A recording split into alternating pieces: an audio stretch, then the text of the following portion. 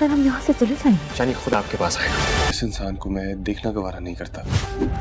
बाबा उससे अपनी business relationship मजबूत कर रहे हैं। मैं खुद इस स्ट्रेसफुल सिचुएशन से निकलना चाह रहा हूँ। बस उंगलियां टेढ़ी करनी पड़ेंगी हमें, क्योंकि यहाँ सीधी तरह कोई काम होता नहीं। अब मैं तुम्हारी बीवी के चक्कर में उससे ताल्लुक तो नहीं खराब कर सकता ना। उन दोनों को साथ देकर मुझे ऐसा लगा जैसे मेरी तो अब कोई जरूरत ही नहीं है शानी को। मैं ये मान ही नहीं सकती कि तुम ये सब कुछ यहाँ से जाने के लिए कर रहे हो। तुम्हारा कुछ और प्लान है ना? सैफ अच्छी तरह से जानता है कि अब सीधे तरीके से कोई भी काम नहीं होने वाला, क्योंकि वो किरण के वकील से मिल चुका है और इसके वकील ने इसे पूरी नाउम्मीदी दी है और इसे कहा है कि तुम्हारा केस कभी भी इम्प्रूव नहीं होगा, तुम कभी भी शानी को हासिल नहीं कर सकते। तो वहीं दूसरी तरफ सैफ जब किरण से बात करता है कि वो अपने बेटे शानी से मिलना चाहता है, तो मोइज किरण को मशवरा देता है कि तुम सैफ को घर पर बुलाकर शानी से उसकी मुलाकात करवा दो, बजाय इसके कि वो कोर्ट वगैरह में मिले। तो जैसे ही सैफ शानी से मुलाकात के लिए आता है तो दोनों की आपस में मोहब्बत को देखकर किरण तो जेलस फील करती है। सैफ जो शानी के लिए बहुत सारे तोहफे तोहफे लाता है, जिसे देखकर शानी खिल जाता है और इस बात का इजहार किरण मोइज से करती है और इसे कहती है कि वो दोनों एक साथ परफेक्ट फैमिली लग रहे थे और मुझे ऐसा लग रहा था कि शानी को सैफ के होते हुए मेरी ज़रूरत ही नहीं है। मोइज इसे समझाने की कोशिश करता है कि ऐसा कुछ भी नहीं है, ये सिर्फ तुम्हारा वहम है।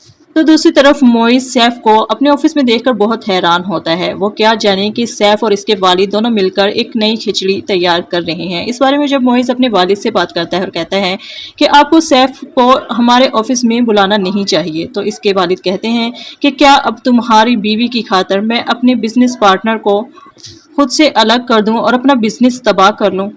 जिसे सुनकर मोइज को ज्यादा हैरानगी तो नहीं होती, क्योंकि वो अच्छी तरह से जानते हैं कि इसके वालिद को तो बहाना चाहिए इसे अपनी बीवी की वजह से नीचा दिखाने का। तो वही दूसरी तरफ सैफ प्लानिंग कर लेता है कि वो अब अपने बेटे को अपने पास बुला लेगा।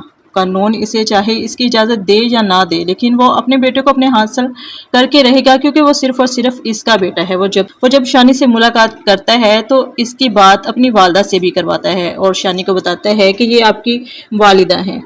शानी से बात करने के बाद सैफ की वालदा और भी बेचैन हो जाती हैं। सैफ इरादा करता है कि वो सब लोग कनाडा शिफ्ट हो जाएंगे, तो इसकी वालदा कहती हैं कि तुम शानी के बगैर कैसे यहाँ से मूव कर जाओगे। तो सैफ कहता है कि शानी खुद चलकर मेरे पास आएगा, क्योंकि घी जब सीधी उंगली से नहीं निकलता तो उंगली टेढ़ी करनी पड़ेगी। तो वहीं फरियाल को शक होता है और वो सैफ से कहती है कि तुम्हारा अचानक से मुल्क छोड़ने का इरादा मुझे कुछ दुरुस्त नहीं लग रहा। मुझे ऐसा लग रहा है कि इसके पीछे तुम्हारी कोई चाल है। सैफ फरियाल को इग्नोर करता है और इसे सच्चाई नहीं बताता। सो नाज़रीन, मज़ीद रिव्यूज़ के लिए चैनल को सब्सक्राइब करें।